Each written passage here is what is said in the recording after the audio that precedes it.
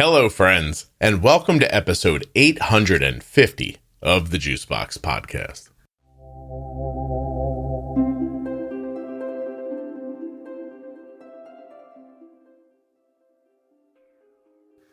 Today, I'll be speaking with Erika Forsyth again. Now, you know Erika. She's a licensed marriage and family therapist who also has type 1 diabetes, and she's been on the show a ton of times. And today, Erika and I are going to talk about guilt and shame. And we are going to be using feedback from listeners that was left in the private Facebook group. It's interesting. It's interesting how guilt and shame can take a hold of people. And today we're going to talk about a few ways that maybe you can get through it and past it and hopefully leave it behind. While you're listening, please remember two things. First, nothing you hear on the Juicebox Podcast should be considered advice, medical or otherwise. Always consult a physician before making any changes to your healthcare plan or becoming bold with insulin. And here's the other thing to remember. You can reach Erika at erikaforsyth.com or by calling 626-344-2266. Last thing, very quickly, t1dexchange.org/juicebox. Join the registry, complete the survey, help move type 1 diabetes research forward. Take you about 10 minutes. t1dexchange.org/juicebox. This episode of the Juicebox Podcast is sponsored by Touched by Type 1. Now, Touched by Type 1 is a fantastic organization. They do wonderful things for people living with type 1 diabetes, and they'd love for you to check them out at touchedbytype1.org on Facebook or Instagram. One of the things you'll find on their website is their annual event that I'm going to be speaking at again this year. So why don't you go over there and pick around the website and see what you can learn. Touchedbytype1.org. The event's free, by the way. You can just go to it. I'll be there. I'll talk. We'll say hello. It'll be lovely. Today's podcast is also sponsored by the Contour NEXTONE blood glucose meter. My daughter has been using this meter for years. It is fantastic. contournext.com/juicebox. Small, easy to use, easy to transport, easy to see, bright light, second chance test strips. Oh my goodness. contournext.com/juicebox. Fired up. We're going to say like, thanks for I'm happy to say it too. Thanks for all those, writings on the Facebook page. Oh, you got a lot of responses back from the last episode? No. From the post that we're talking about. Oh, I just think that's like, yeah. Oh, that was of course. amazing. Like what people shared. Yeah. So here, I'm recording. We'll just bring everybody into it. So Jenny and I have begun making a type 2 diabetes series, and you and I have spoken about guilt and shame in the past, as well as other people who have come on the podcast and brought it up. And I'm a little embarrassed to say that even though I've had a number of conversations about it, my brain doesn't naturally understand the difference between guilt and shame yet. Right. Mm-hmm. So Jenny and I are getting ready to start this one episode. And I thought, let me get a little perspective from people. And I put up a post that just says, guilt and shame. If you've struggled with guilt or shame and have found a way past it, can you please share your experience here? Your experiences may be discussed anonymously on the podcast. Well, that post ended up with like 100 responses, and it was seen by like 9,000 accounts. So that means that, the algorithm thought, oh, people are interested in this, and it keeps feeding it to them. And that way you keep getting responses. And it helped me a lot when I was recording with Jenny. But then I just thought, let me grab Erika and get her on the podcast and go through this, because there's so much honest feedback in here, and I don't know what you want to do. Do you want to just start at the top and go through it? Or do you? Yeah. So I think it could be helpful to maybe break down the difference between shame and guilt. And I was also really impressed by people's responses and their knowledge and understanding of the difference, as well as their vulnerability in sharing. So I just want to say thank you to everyone who shared so, openly and vulnerably in that, in their responses. Yeah, no, I agree 100%. I'm frequently bowled over by how honest everyone can be and their deeper understanding. Like, I used to say it all the time. The podcast helps me way more than it helps you. So, because I learn a lot about it too. But I agree with you. I've been over it before, and go ahead. Tell me the difference between shame and guilt. Well, I think it can feel tricky because we often hear those two words together. So maybe we often think that they are linked. I think the easiest way to describe it and perhaps understand it is guilt is behavior. Like you did something wrong, you did something bad, and you can ask for forgiveness. You can correct it. It's something kind of external. So I did a bad thing. Shame is I did a bad thing and I'm now a bad person.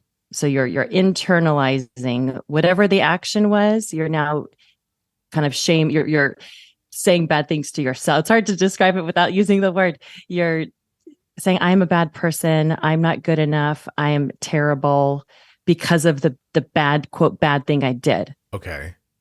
So I'm going to read the definitions because I do want to get through this. Like when this is over, if nothing else, I want to understand. So guilt, this is just from dictionary.com, or guilt is the fact of having committed a specific or implied offense or crime, a specified or implied offense or crime. So I mean, is it as easy as I picked up your mug and I dropped it on the floor by mistake? I am guilty of dropping your mug.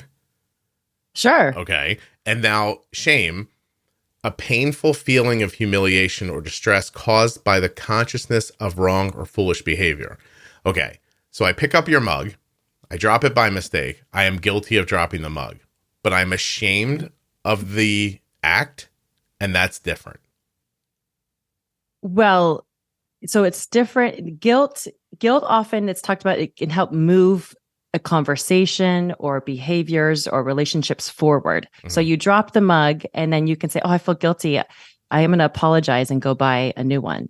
Okay. Shame is, I cannot believe I dropped that mug. I'm such a horrible person. And they're, my friend whose mug I dropped, they're never going to be my friend. They're going to hate me forever. Ugh.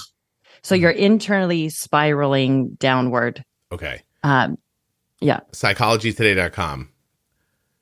As a self-conscious emotion, shame informs us of an internal state of inadequacy, unworthiness, dishonor, regret, or disconnection. Shame is a clear signal that our positive feelings have been interrupted. Okay, that is the psychology behind shame. Mm-hmm. All right. That's good. Does that one feel good? That's good. Okay. Mm-hmm. And you think people commingle these two things all the time? I think there's definitely been an increased awareness that there is a difference. I think one of the responders talked about Brene Brown, who's done a lot of work on guilt and shame. You can Google Brene Brown guilt and shame and listen to her TED Talks and her readings. So I think there has become more awareness that there is a difference, and how guilt isn't necessarily positive, but it can produce something that could be positive. Does that make sense? It does. Do you buy into the three types of guilt? Natural guilt or remorse over something you did or failed to do, or a toxic or free-floating guilt, the underlying sense of not being a good person. How is that not shame? How is toxic guilt? Well, I feel like that's the same idea. I feel like that's similar. Yeah, okay. I can get maybe a little bit blurry there. Yeah. All right. So back to people's answers. How did you handle feeling guilt or shame? Someone just says therapy. People point out that it's difficult to do. This person says, and I'm not going to use anybody's name, just like I promised, obviously, connecting with others that are in the same situation and hearing their story. How does that help people? Oh, well, I think what shame likes to make you feel really isolated and alone, and you're the only one. Mm-hmm. That's what shame does. You're a bad person and no one else understands that. And so by share, I'd be curious to hear people's responses of how they felt after even just sharing, in this thread, how they felt by reading other people's responses and then openly sharing, because shame thrives in darkness and grows in darkness and isolation. And so by connecting with others, opening up, that's part of why therapy is helpful, why, responding to these threads, talking to other people who are in the similar situation, can normalize your experience and decrease that feeling of isolation. Yeah, this person points out that just getting out of the house and doing things, it helped them. Here's an idea. The idea of giving yourself grace, which I've always thought of as letting yourself off the hook a little bit. I don't know if that's right or not. I also don't, if you asked me what I've been ashamed of, I mean, I can't think of anything recently. Like, it's not a constant issue with me, but so is giving yourself grace just the conscious decision to not follow a semi-conscious feeling? Does that make sense? Say that again. Well, I'm assuming if something happens to me and I instantly am struck with guilt or shame, that is not a conscious decision I've made. It's a reaction. Yeah. And then you can spiral or stay, stuck in that position. So is the idea of like giving yourself grace just consciously saying it's okay if I don't feel like this? I don't know. So giving yourself grace, I think it's might be helpful to give an example. So let's say it's giving yourself grace, I think, is aware of your thought patterns. Like, okay, when I make a mistake, if we can talk about something diabetes related or not, but if I make a mistake and I know that my automatic thought is I'm a bad person because I made a mistake, then your first step is increasing awareness that you do that. The second step is, oh, you know what? I'm not perfect. There are going to be times when I mess up, and I'm a human being. Now, I think giving yourself grace, that's interesting that you say, is that letting yourself off the hook. It probably that's situational. If you're depends on what it giving, is. Giving yourself grace for something that is really clearly immoral and unethical and causing harm to other people. That's not giving yourself grace. That's maybe denial or something else. But giving yourself grace for, you know what? Gosh, I've been in range with my numbers, and I forgot to pre-bolus tonight, and now I'm out of range. Oh, I'm such a terrible person. I'm gonna, you're spiraling down all those things. That's shame. Or is it, you know what? I'm human. I forgot to pre-bolus. There's a lot going on. I'm going to correct it right now, and we're going to move on. I'm shocked sometimes by the number of people who like freely say to me, I'm a bad diabetic, or I've been a bad diabetic in the past. Okay. Because I don't understand. I'm assuming that's something you might hear every day while you're working, but I don't understand that at all. Like, it's a thing that's out of your control, and you know what I mean? You're a lion tamer. If the lion gets you once in a while, you go, all right, well, I was kind of expecting that. But, I don't know. It just. Okay. Yeah. Yes. So that is, I think, one of the real positive things that's happening within the diabetes community. And I mean, like, professionally, from endocrinologists, doctors, is there's really trying to bring this awareness around the language movement. Yeah. And what kind of words are being used when you go to the doctors, around friends, family, because there has been such association of judgmental words. Is that a bad number?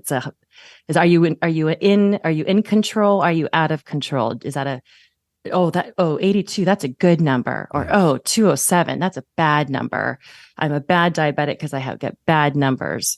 And those are all shame inflicted type statements that either you might hear externally, or you've heard it so often that now that's just your internal running and you apply monologue. You apply it to your situation, even if you don't mean it that way, but it strikes you like that. Yes. Yeah. And so they are really trying to make this shift around, like, how is your diabetes in control? Like, that is a really judgmental question, because we know we can't control it. We can do our best to manage it. We can do our best to keep it in range, right. But I mean, how many variable episodes have you done? Yeah. Well, yeah. And so you have to understand, right? I guess it's like, if you're going to ride a bull, the bull's going to throw you off eventually.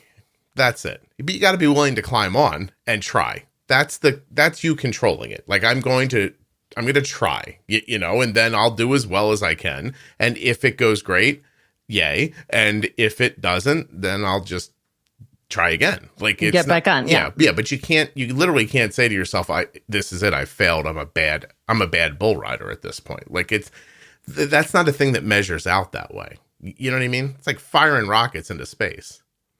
Well, and yeah, I mean, I think it also is connected to, we're assessed how we're doing based on numerical values, A1Cs, time in range.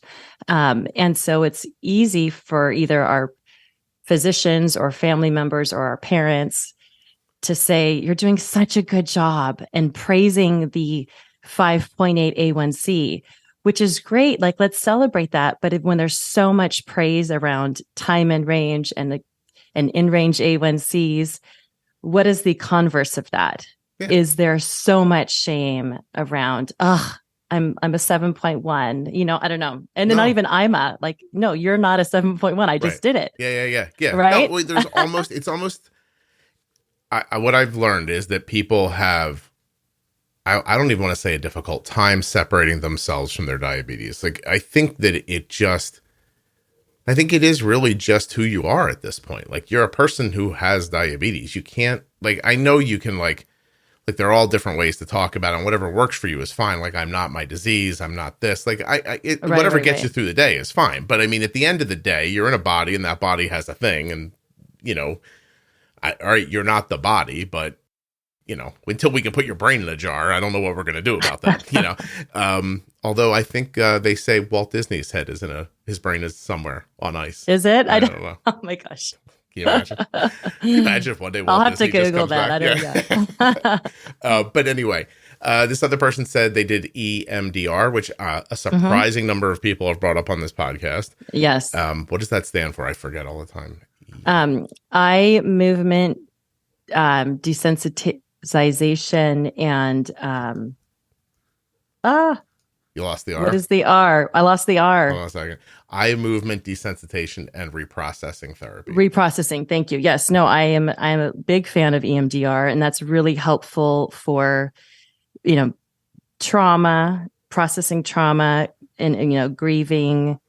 And it's another form of, the therapist kind of paying witness to your traumas while giving you tools to reframe them, to kind of validate the feelings that you're feeling in the trauma, and then also reframe them. So it's another method to kind of change your thoughts and feelings around trauma. Mm-hmm. This person said that they have a child with type 1, and they said connecting with others, which is something we've talked about already, but she said specifically the podcast and the Facebook group have been a major help in moving past guilt and shame. Oh, that's lovely. Yes. Constantly reminding myself that type 1 diabetes existed prior to all of this technology, and that people have lived full, happy lives is helpful. So if you are a parent and you have a kid with type 1, you feel guilty. Just like I feel bad that my son's not taller, because it really did hold him back with something he was doing. Just 2 inches more of height would have been a big deal to him. And my wife's side of the family is very tall, and I'm adopted. And so I just assume it's my fault. And there have been times that I've thought, oh, he can't do this because of my lineage. But I don't feel guilty about it. I wish it was different, but I'm not stuck on it. But if my kid gets type 1 and I see it in my family line, then I can say, oh, this feels like it's my fault. And then you feel guilt about that. And then that guilt, let's see, I'm trying to work through people's ideas. I think so. If the guilt, I would maybe suggest that might feel, so guilty, because then I remember reading a lot of themes around, I feel guilty because I knew I had type 1 in my genetic or my lineage, and then I still decided to have a child, and the child was undiagnosed. Excuse me. Which, I think that's a really interesting and complex thought. I feel like those are feelings that I would suggest, to probably process in therapy, and understanding what can you control in life, what can you not control, and maybe just there's some grieving around that piece that needs to happen. Right. And Is this, you're gonna make a bad face at me, but is this gender, does this run on gender lines? I don't I don't think so. I think shame and guilt are pretty equitable around their distribution. It's a stronger female response in the group. And as I'm sitting here and thinking, it is probably because of me that my son's not taller, but I'm not down on myself about it. Like, I didn't do this. I would have chosen to be a little taller if I had a choice, or if I had any input into it, I would have worked towards it. Do you know what I mean? Like, so right. I don't why am I able to walk away from it that easy? Well, I think there's a couple different reasons. I would also maybe argue that did men not respond? I don't know what the ratio is of people in the group at large, but also is there shame preventing the person from even posting, saying they feel shameful about something else? I mean that. Well, that's a great point, because the world's changed so much now that it's hard to know this is true. But a very small percentage of people are actually able to express themselves online. It's not something that most people can do. It's like sometimes when you hear, like, well, here's how the online community feels about it, or Twitter thinks this about something political. Like, you have to remember, this is a very small portion of the actual people walking on the planet, right? That is true. That's interesting. I was embarrassed and I felt guilty for developing type 1, as I was the only one in my family with it. And I am extremely type A. The type A's have trouble with the diabetes. I talk to them all the time. They want some sort of they want an absolute control, and it's maddening to them when they don't get it. A lot of times, Yeah, I mean, I think the guilt around diagnosis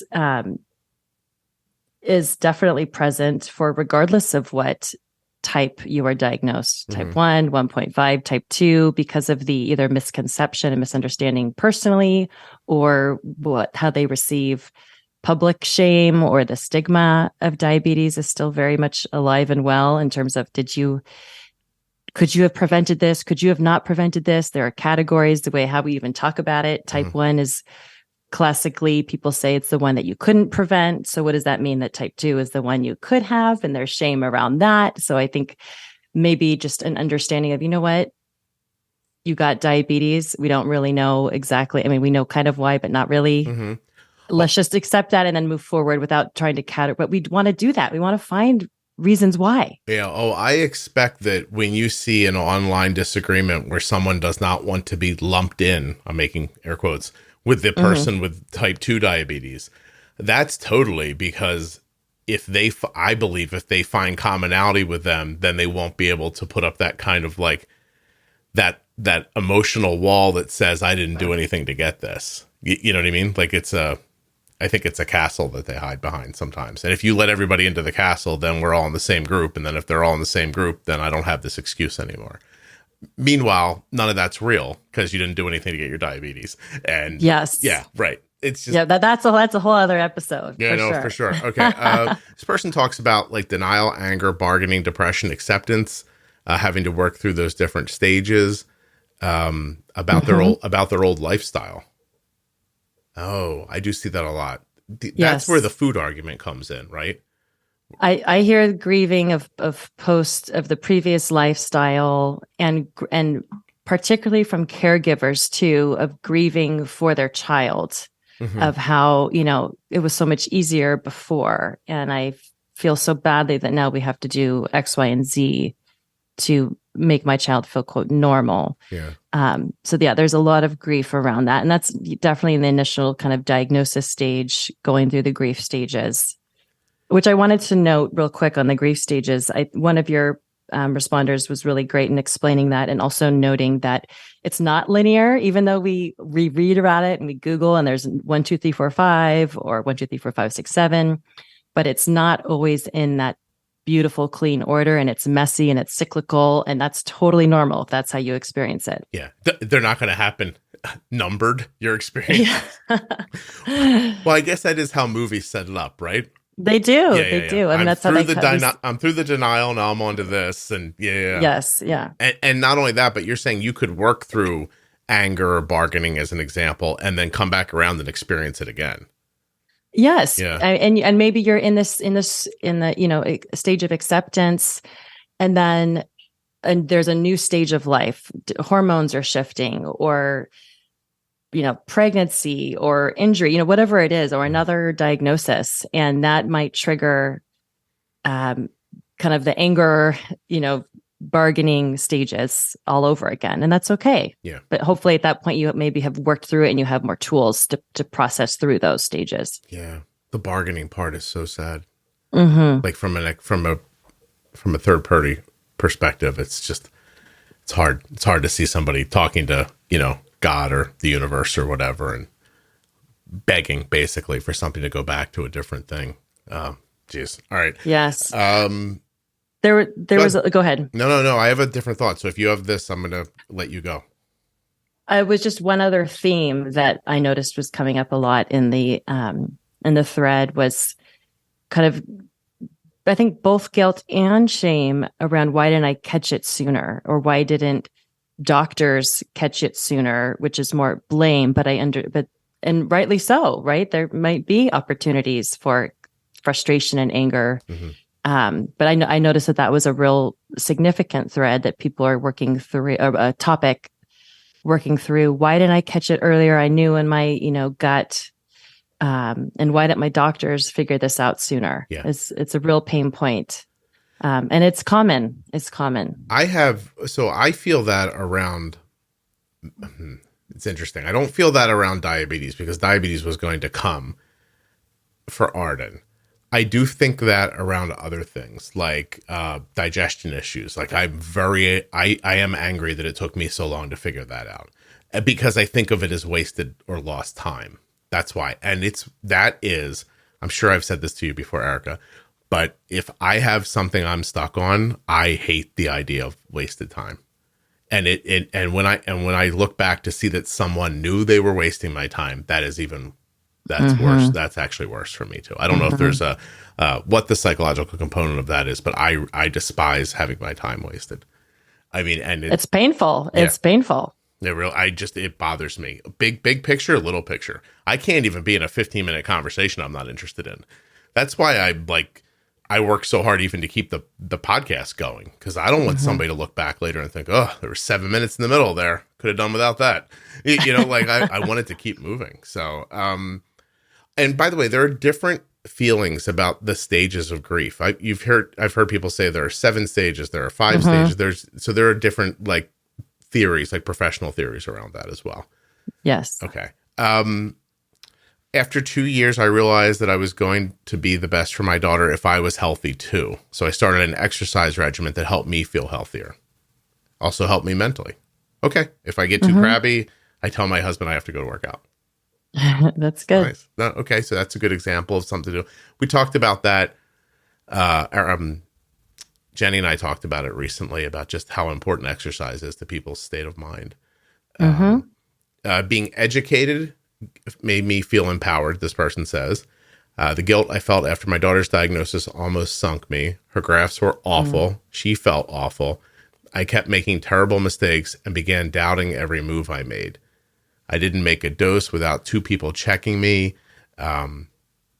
before checking my math. I listened to the podcast, read Think Like a Pancreas, read some books, realized the hospital had given us the wrong tools and maybe there's a better way. So this is the next thing, right? Like, you're busy feeling badly and no one's prepared you. And how do you even know where to go get the information from?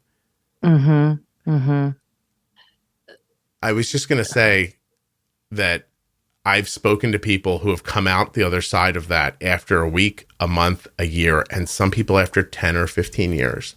And I've had a couple of experiences with people that I will never forget, who, talking about wasted time, realized that they weren't given the right tools, that they had been banging their head against this wall for a decade, and that their health was declining, and that they had had experiences they didn't need to have. And there was a different answer, and no one ever told it to them. That one's tough. That is tough.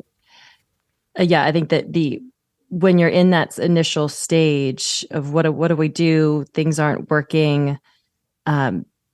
People do feel can help themselves feel better by they want to do something, right? So I'm going to go Google things. I'm going to get education. I'm going to, people find your podcast, find other resources, find community. And so but that often is hard to do sometimes if you are, I can't remember if it was this person or the person before that you just said that they were just drowning in the guilt. Mm-hmm. And so it's hard to take that first step forward. And so maybe that's when, hopefully if there are family members or friends to kind of help give you that initial nudge to take that first step. This person said that they read about Stoicism and Eastern philosophies. Mm-hmm. I drew on the perspective I gained working in a hospice. I live a healthy lifestyle. I remind myself repeatedly that we're not promised tomorrow. This is where the at least it's not cancer sentence comes from. That's this, right? Because mm-hmm. it's hard to talk to somebody without diabetes who has some perspective, who won't say, well, at least it wasn't something worse, and so, I worked in a hospice to give herself mm-hmm. perspective. That's interesting. Mm-hmm. Okay. Mm-hmm. All right. These are really helpful. Beginning, my biggest hurdle was, why didn't I get sooner? We talked about that. Mm-hmm. Everyone kept saying that I did it. Oh, this is interesting, right? What happens when people are telling you did a great job, but you don't think that's true? Then that rings hollow and it doubles down on your shame. So like doing a great job with diabetes management or just in general? It seems like diabetes. Yeah. Yeah. So I would be curious of, what doing a great job at, just going back to the language piece. I know I'm really kind of focused on that at the moment of, we're doing a great job. You're doing the best you can, but then that person is receiving it as, well, no, actually, I don't think I'm doing that great. So I would wonder, I'd be more curious around what is that person's kind of internal self-talk? Is it it being driven by shame and negative self-talk that no matter what, any kind of external praise is not landing? Mm-hmm. But then that might lead to, either withdrawal or more shame. That's another kind of point or process that I would encourage, maybe some more, therapy or exploration. Yeah. This is slightly off the topic of this thread for a second, but I recorded mm-hmm. the other day with a lovely woman, late 30s, and has type 1. And she just openly spoke about how she manages every day with alcohol. She's like, I can't, I have wine, a lot of wine every day. This is how I get through my life.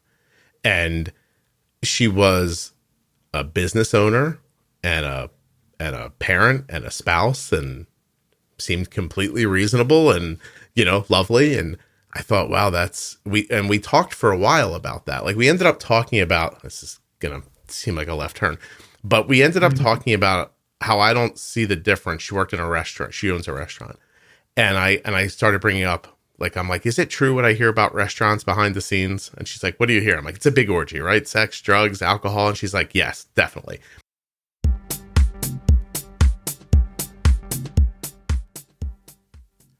Okay, contournext.com/juicebox.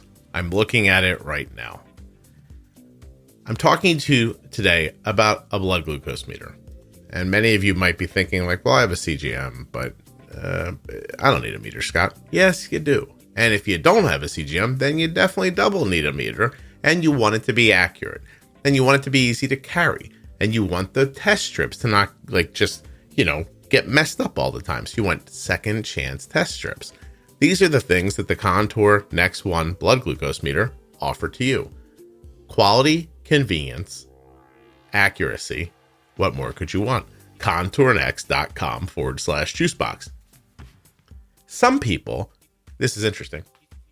Some people are paying right now through their insurance more money for test strips and meters than it would cost to buy the Contour in cash, which blows my mind. So you can check that out on the website. You can also look into buying it yourself online. There's a big button that says buy now. Takes you to things like CVS, Amazon, Walgreens, Walmart, Kroger, Meijer, Target, Rite Aid, all places you can buy right now online. Some of the prices are insane. So, check out all the links because Some of them vary. Just listen. This is, you know what I mean? I'm trying to put a bunch of excitement behind this. And I know we're talking about a blood glucose meter. And you're like, well, Scott, it's just a meter. But it's really not. It's an incredibly accurate meter. It gives you... the accuracy it's the whole thing. You understand? Like, it's just, you deserve to know what number you're dealing with. And you're buying a meter anyway. You're buying test strips and you're buying a meter. Like, think about the futility of this. Just think about the frustration you might have if you've already put out the money and you've got the meter and the strips and it's not accurate. Like, you've done all the things and you're not getting accuracy. You might as well get accuracy. Get the Contour Next one. I feel like I'm babbling, but at the same time, I feel completely clear-headed, like I'm making a ton of sense. You're already buying a meter. Get a good one. That's pretty much it. ContourNext.com/Juicebox. Links in the show notes. Links at JuiceboxPodcast.com. When you click on my links, you're helping the podcast. I'm going to go to touchedbytype1.org right now. Go to programs, scroll down with my little mouse until I see annual conference. And let's see if they put in the date yet.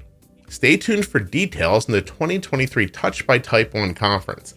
Well, there's no details here on the website yet, but I'll give you a detail. I'll be speaking at it. That's correct. Oh, there's some other people here that are going to be speaking. Look at this. Let me take a looky-loo. Interesting. Or is this from last year? This might be from last year. I don't see my pretty face yet. Maybe they're saving me till the end. You think? I don't know. It's not coming. I'm still watching. I don't know that person. Oh, I know that person. I know that person. That person I don't know. Oh, there I am. That's me. I'm right there. Go check it out. Touchedbytype1.org. They might not have all the details for 2023 yet, but I've got the most important detail. I'll be there. You should come meet me.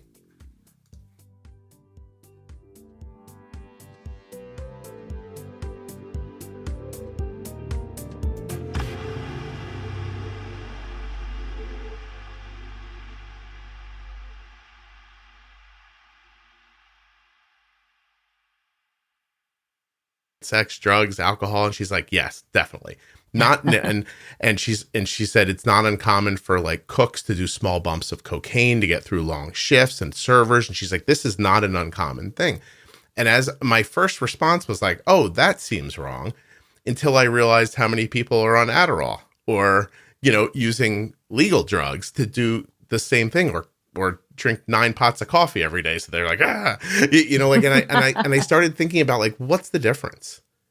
Like, I mean, I didn't see a big difference. Like, theoretically, as I was talking about it, all I really saw, and this is why I brought it up, was someone trying to like get through. They're coping. They're trying to get through something that they don't understand well enough to dissolve out of their mind, And I wonder, it makes me wonder about all these people, like, I mean, you're hearing guilt, you're hearing shame, you're hearing go to therapy, try this, try that. But I wonder how many people are doing other things to try to numb that pain. And I'm assuming it might be a lot, actually. Just kind of right. Yeah. Are you using whatever you're using? Are you using it to medicate, to celebrate, to, increase your energy, to numb the harsh, realities? Yeah, I think it is an interesting point of how else are we coping? Among other things, this person said that they use prayer to remind themselves that every day is a new day, that they could do better tomorrow, that sort of thing. Did you see anything in here that you wanted to bring up as I look through it?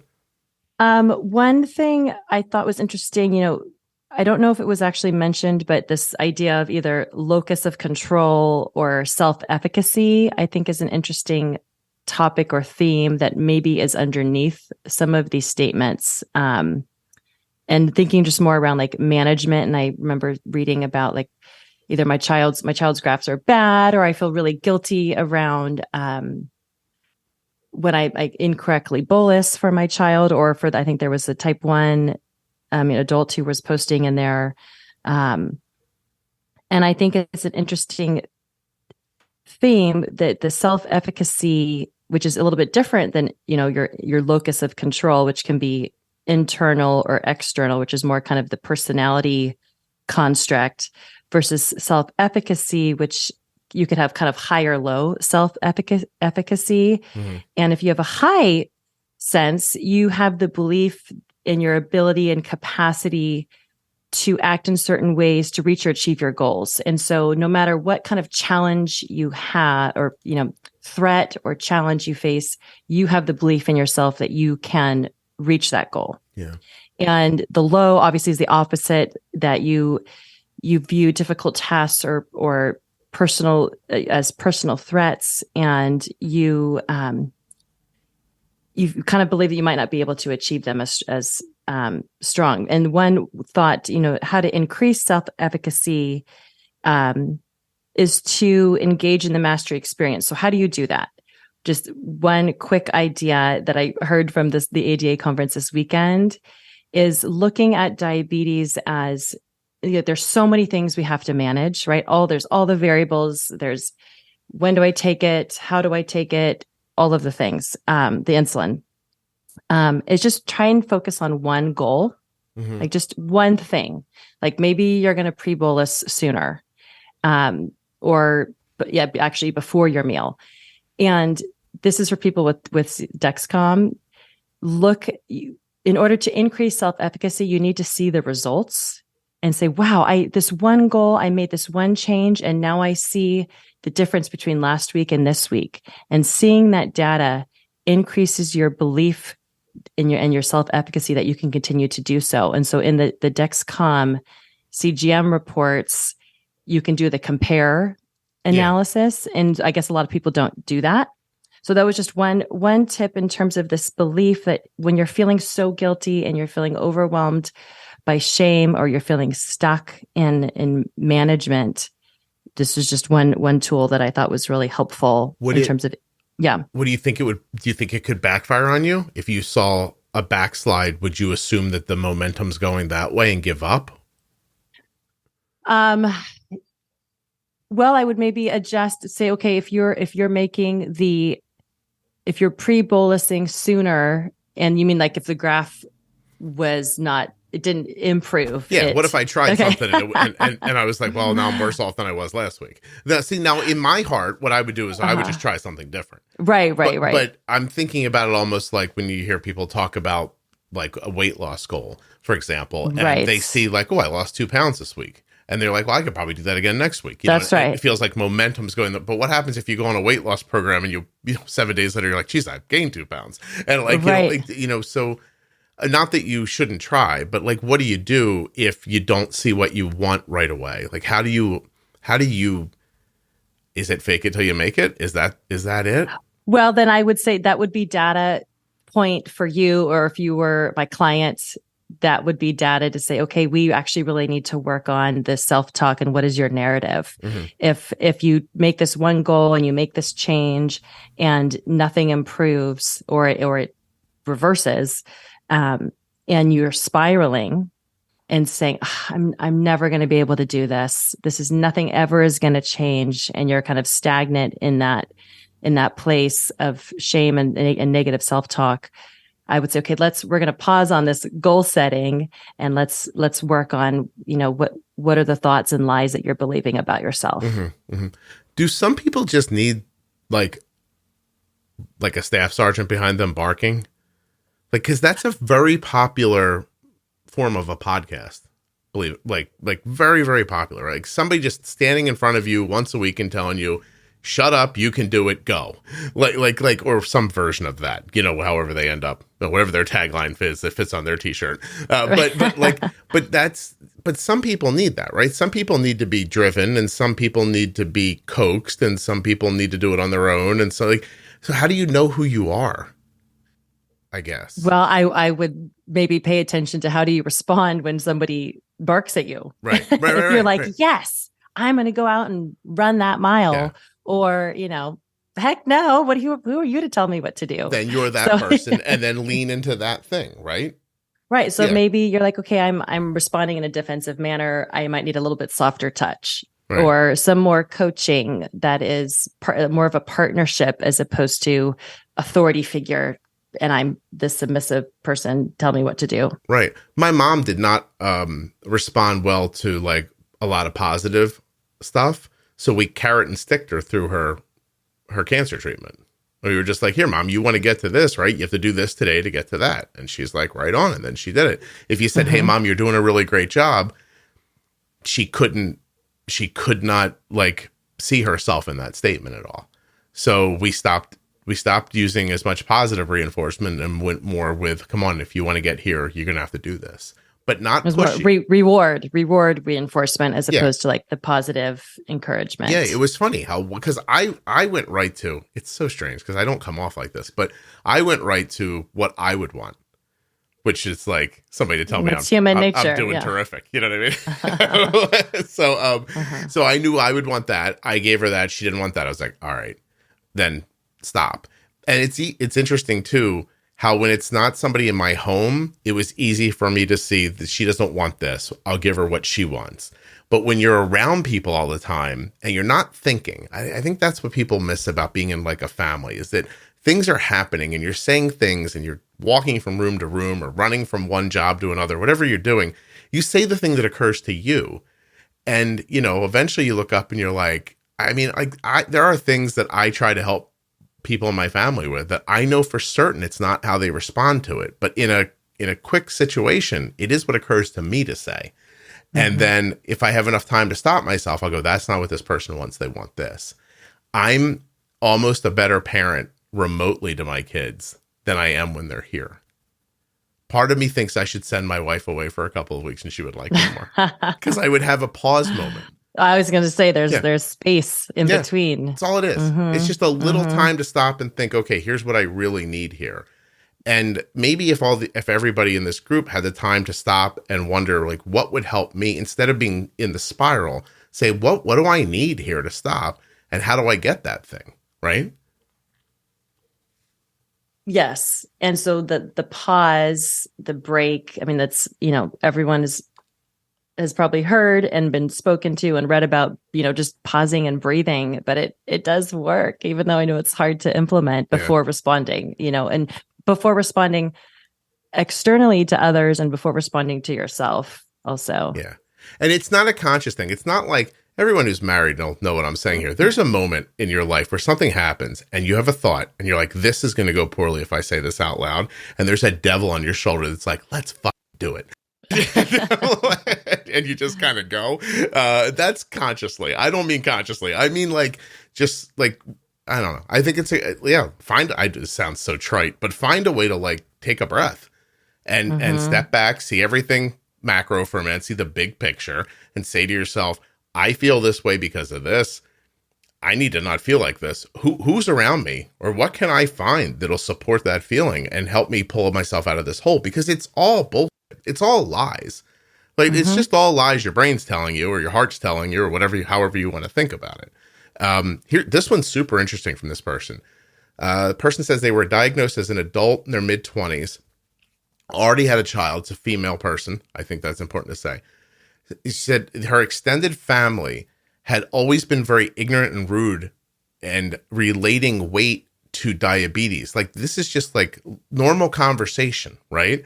So then she gets type 1 and is now like, oh, snap.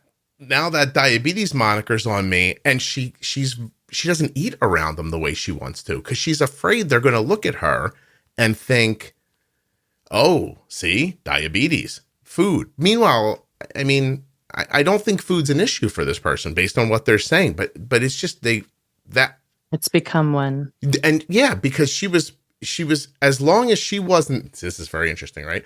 As long as she didn't have diabetes, then their bullshit talking didn't really impact her. But then suddenly she was in the target of that, and they had predisposed her to realize that you should feel bad if this is your moniker. It's very interesting. Yes. Yeah. Well, and I just want to say I'm that is such a painful place to be, and I'm so sorry that is your your life and your narrative with that extent, with your extended family.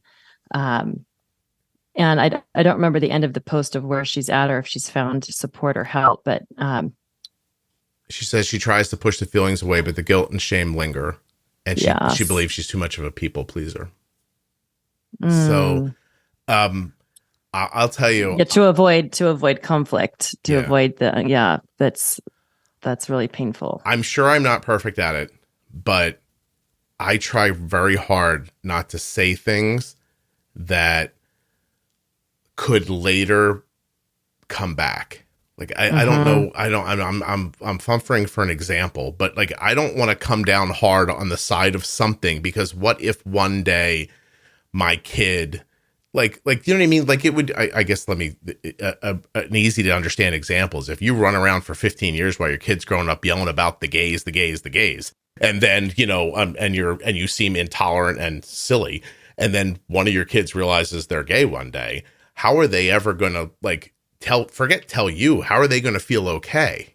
You know what I mean? If they look back and see that their parent doesn't think this is a good thing. And that would apply to anything, right? Yes. Huh. Yeah. I mean, I think, being as parents, we just being mindful of, our opinions, how are we expressing them? Our children are sponges. And as they are growing up, and learning who they are, they're figuring out their identity.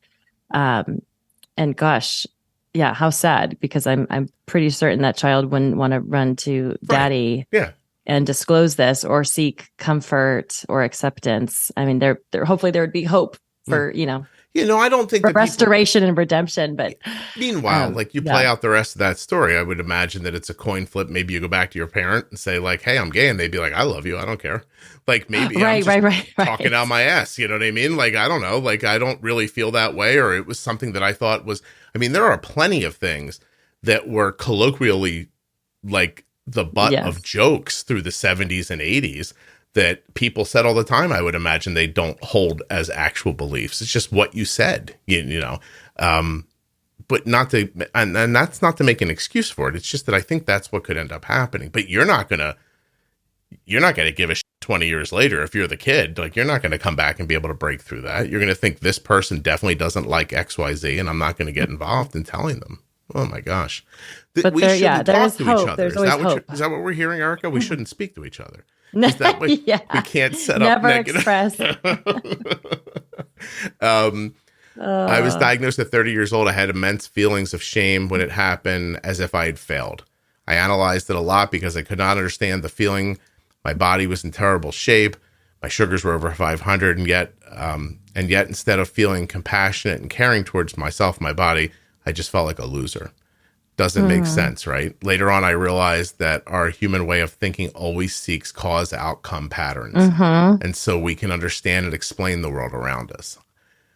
Yeah, I talk about this a lot, right? Like that, there are just ways people's brains work, and they don't always help you. So this is her brain trying to, what? Like, what is it? What is happening here? I don't feel well. Can't find compassion for myself. So you can see it intellectually, but you can't do it. I don't know. That one. And you're trying to figure out, cause effect. What did I do? A lot of times in initial diagnosis, and I'm meeting with clients with diabetes or their caregivers, a lot of conversation is spent around trying to figure out how and why did this happen. And that's part of, the denial, bargaining, and battle with acceptance, because a lot of times we can explain things, why bad things happen. You can, you tripped and fell and you have a scraped knee. There's a cause and effect. And there are other times, like with this chronic illness, we can't explain it. And that is really, really frustrating with how our human mind works. So this is interesting. I'm pretty deep into this thread now. And there's a post here from a person who I've witnessed be harsh to people. Not harsh, but they know about what can go wrong with diabetes if you don't take it seriously. And they're always very direct with people And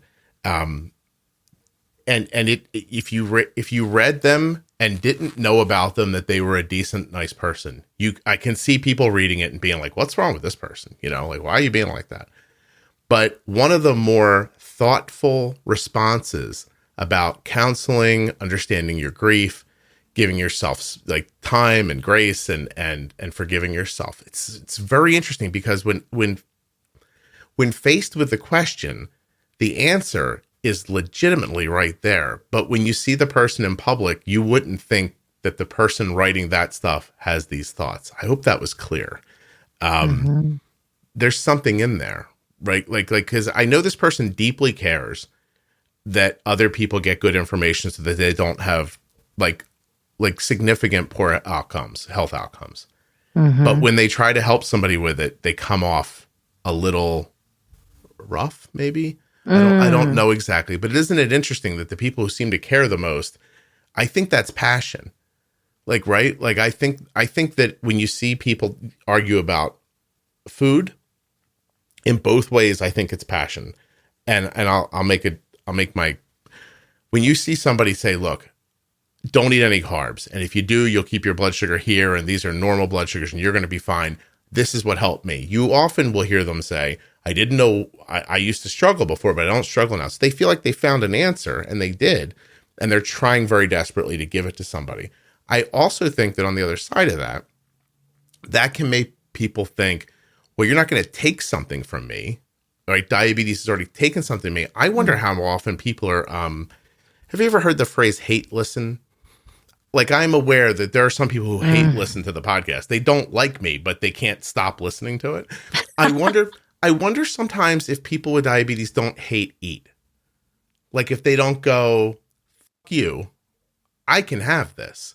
I can figure this out. You can't take this freedom from me. I wonder how often that happens with food they don't even want. They're just proving it. You know what I mean? I bet all the time, whether consciously or unconsciously. Right. And whether you're bolusing for it or not, you know, there's probably all sorts of reasons why, but I imagine that happens. Yeah. It just occurred to me while we've been. It's the power, right? Yeah. It's just going to show your power here. Like, I was wondering how many people are eating something that they just like, I don't even want this. I don't like this. I don't want this, but it's a thing someone told me I can't have. So I'm going to eat it. I'm going to like, well, you know what I mean? maybe even, you know, as for our younger, you know, our children with type 1, where, you know, I think we did an episode on this of, you know, sneaking food. Is that because they really are hungry and want the Skittles or whatever chips, or is it because I know I can't have it and I'm going to eat it anyway? Yeah. You and I have talked about this before. Or I shouldn't have it. Yeah. Because I'm confused by the idea that somebody with like, for example, a weight loss app where you report what you've eaten inside of it, that no one sees but the person using it. And sometimes they'll lie in the app. Oh, yeah. And I'm like, I don't understand. Like, no one's going to see this. And you know you're lying. So, but that's whatever mechanism makes you do that is, that's the part where something you're lying to yourself or your brain is lying to you somehow, right? Well, and maybe what's driving that action is shame, right? Like I feel so ashamed that I had 4 cookies instead of 2. So I'm just going to say 2 on the app. So I see that, and maybe it'll make me feel a little bit better because I feel so ashamed inside that I cheated or had, you know, whatever the word is. This person says this thread is triggering, but everyone's comments are good to read. Maybe it's time that I start meeting with my therapist again. I thought that was like one of the more thoughtful things that happened in there because you can, I get the idea of something being triggering to somebody. But look at what happens if you're able to just like, you know, I don't know, make it through it and see, like, you know, sometimes I don't know, like I could be completely wrong about this for some people and right about it for others, but you can't just back down every time you hear something that makes you uncomfortable or you'll get stuck in that spot forever, right? Yeah. So, and I remember reading that comment and thinking, well, there's that person has probably done already some self-awareness work. And so they're aware of that they're feeling triggered. and know what works for them, how to process that. Yeah. And I'm down here to I want to bring up again, you said Brene Brown, stuff that people should listen to that would help them understand it more. Yeah. I mean, it's not me. I don't understand it enough I understand enough to recognize what I see in people. I don't know what to do next. Like for them, I probably wouldn't know what to do for myself either. But I can't read the words, I hate myself every time a blood sugar gets out of control and not see that this is something we should be talking about. Just because I don't have the answer today doesn't mean that anybody should ignore this if they feel this way. It's why I asked you to do an episode about mom guilt and, the other stuff. I'm just trying to reflect back what I'm seeing people talk about, I guess. Well, and going back to, the language piece again is just what I do. the out of control piece, even just the way it's so ingrained in us. And I did it myself already. I said, I'm a, we say I'm a number.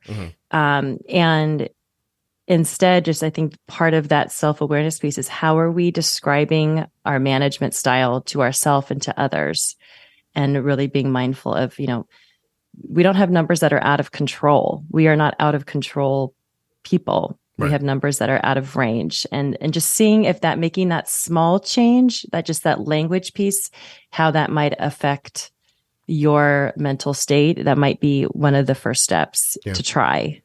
This is interesting. I feel guilty about the money it takes to manage diabetes, but that's not how they said it. Guilt for the money it takes to keep me alive. Right? So what does that sentence tell you? That there's a level of self-worth that's lost there too, right? Like, am I worth this financial effort? So guilt for the money spent. And I would maybe suspect some shame underneath that as well. I don't know. I don't want to project into that. Shame when I have to call in sick from work to take care of myself. I think I've just learned to do what it takes to wake up the next day. So, So shame because what's underneath that is because I'm a bad quote bad diabetic, and I don't even know how to take care of myself. So I have to call into work, but yet we still have to spend money on me. There feels like there might be a shame spiral in there. Yeah. This person just said, this is just very interesting to hear how people work through this. This person said the podcast helped them, that most of the guilt came from blood sugar, out of range blood sugars. The podcast helped them keep the blood sugars in range. So this is, I don't think this is like a big secret, but the way I talk about diabetes was my effort for people not to feel this way. That's the self-efficacy piece, right? You're giving them education, pro tips, information on how to improve their confidence and self-efficacy in managing. My very layman's opinion was that I saw people having a lot of different problems, and to me, it seemed like a lot of them would be alleviated if they just knew how to make almost unconscious decisions about their diabetes that would keep all of these things from being an issue, right? Like, almost like an inoculation to the other problems. Like, you know what I mean? Like maybe I could give them a vaccine that would stop them from feeling ashamed later. And to that, I mean, like, you just see people talking about, my blood sugar gets high. I feel badly about, I feel badly emotionally. I feel badly physically. I feel like I don't know what I'm doing. I'm worried now that my blood sugar is going to get lower later. I'm worried, what if I'm alone when this happens? Like, and I would think, well, what would stop all that? It would be if the spike didn't happen, right? Why does the spike happen? So then I paid attention to what people were doing, and I was like, I don't think they know how to use insulin. I honestly think that a large portion of people's psychological issues around having diabetes could be at least quelled by understanding how their insulin works better and getting to the point where they don't have to be thinking about it constantly. Yes, I think that would help. And I think where people might get stuck is that feeling of overwhelmedness, right? Yeah, that's the right word. So where do I start? What do I do?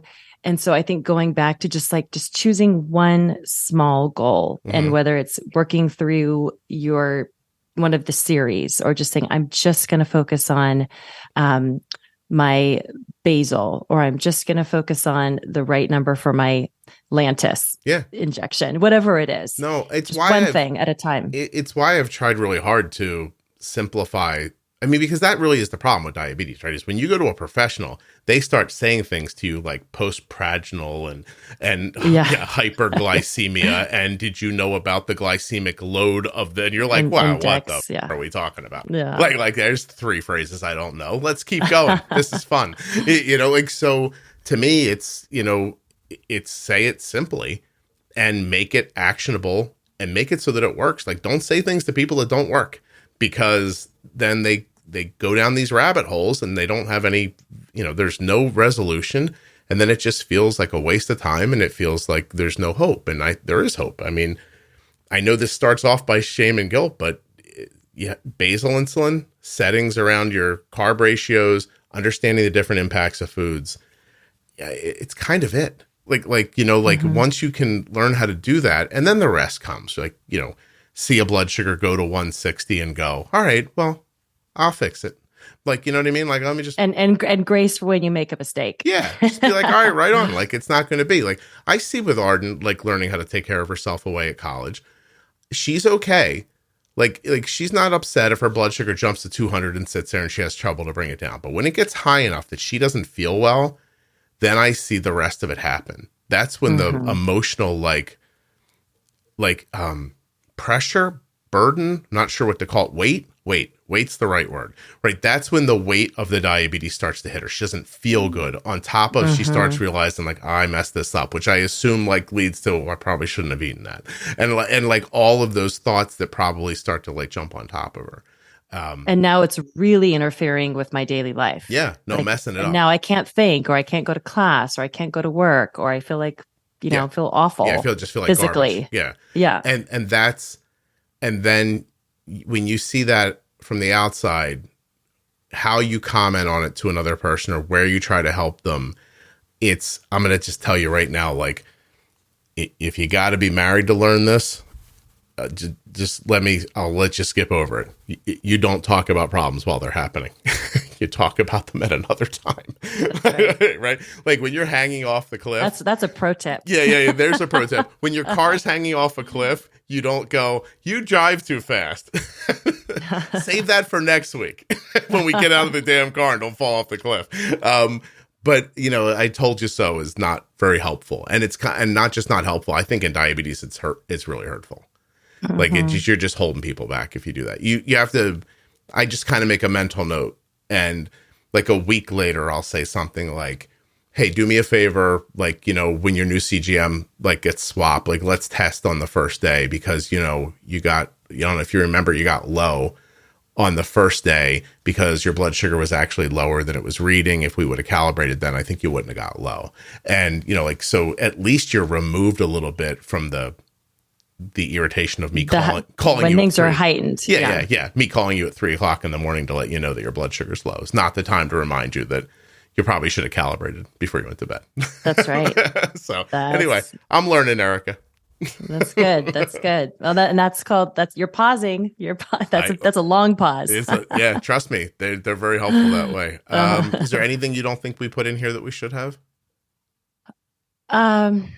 I think, maybe just one thought around just thinking from my younger clients, like my teenage clients with diabetes who speak about guilt and shame with me, can come from both internally their own kind of thoughts, but also just being aware as the caregiver, the questions that maybe you're asking them is, how you're 300, what did you eat? What did you do? How could you have done this? And maybe you're delivering that in the most, calm, grounded way. Those are internalized as, I'm a bad person. I did something wrong. And maybe they did eat and forget to bolus. Maybe they ate and intentionally didn't bolus.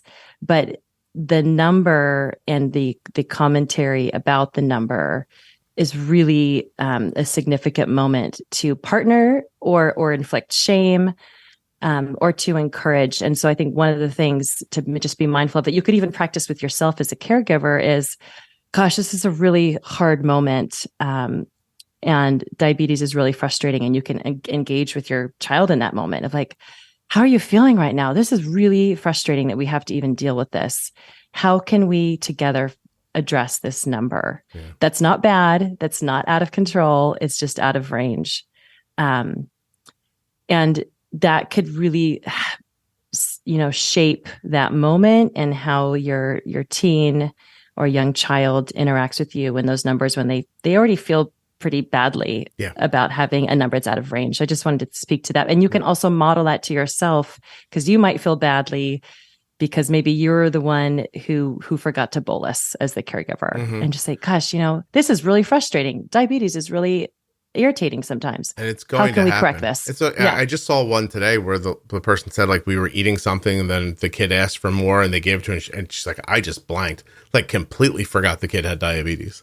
And I wanted to respond back and say, if you don't think everyone here hasn't done that, like, of course they have, and it's going to happen again. So try not to hold yourself back. Do you have 1 minute? What's that? Do you have an extra minute? I have 5 minutes. 5 minutes. All right. Yeah. I'm going to go over this last post here because I think it pulls everything together. This person said that I'm finding ways to let go because it was literally making me sick. Horrible diagnosis, trauma, kid was semi-unconscious before they got them to help.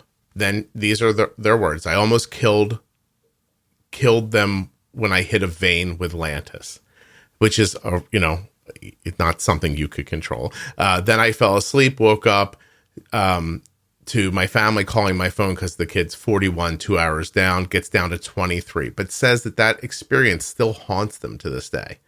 I've had an experience similar where there was a really, really low blood sugar. And I have to tell you, like, when it was over, like, I barely made it out of Arden's room before I fell apart. Like, I held it together long enough to get out and close the door. They said they went to a therapist because the guilt and fear felt like it was killing them. Now, the therapist says, well, this is not your burden to carry. And of course, that was the wrong thing to say. And the mother is like, I'm done with you, and then left there. And then, so they have backup plans. Like, she set things in place to try to, like, alleviate some of this stuff. But then realized that, like, she's like losing weight, her hair's falling out from stress. And then she hit that, like, oxygen mask moment where she's like, I'm not going to be here to help if I kill myself trying to do this. I decided that I had to get comfortable with him experiencing so much that I never wanted him to. I replaced the thoughts of failure and guilt with a mental visual of him happy, healthy, and content. And I learned from my experiences, modified how I react next time. Forgive myself for my mistakes. This is what I talk about in the podcast all the time. That is so heart-wrenching, but painful, but then ends with kind of beauty and hope and self-forgiveness. And it sounds like that person has done probably a lot of internal work in shifting her mindset of how she perceived diabetes, how she perceived her son, and how she perceives herself in the moments in the past and moving forward. She did a lot of work. I've often encapsulated this idea into a couple of sentences in the show, which just says that if you want to learn diabetes, you're going to have these experiences. You can't will them to not happen. You actually kind of need them to happen, right? But eventually, you'll learn. You just do these things, and the experience helps you, and then it's not a problem the next time. But you have to go through it once for that to be your understanding later. So it's just it's hard because you have to go through the hard part to get to the better part. And that's where, the grief stages might kind of rear their ugly head with all these new first time experiences. And I talk a lot about that. Yep. Yeah. So you're fighting against what needs to happen and people's kind of human responses to when things go wrong. They are almost two different things. And so, all right. So good luck, everybody.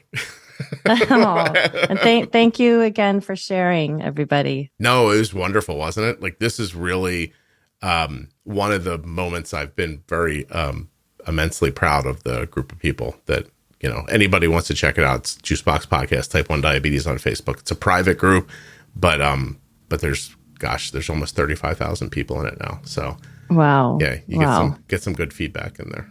All right. Well, Erika, thank you. I know I've kept you too long. I appreciate it. Of course. Thank you. First, of course, I'd like to thank Erika. Remind you, erikaforsyth.com, 626-344-2263. Erika is currently able to help you virtually if you're in California, Utah, Oregon, and Florida, and she is adding more states as we speak.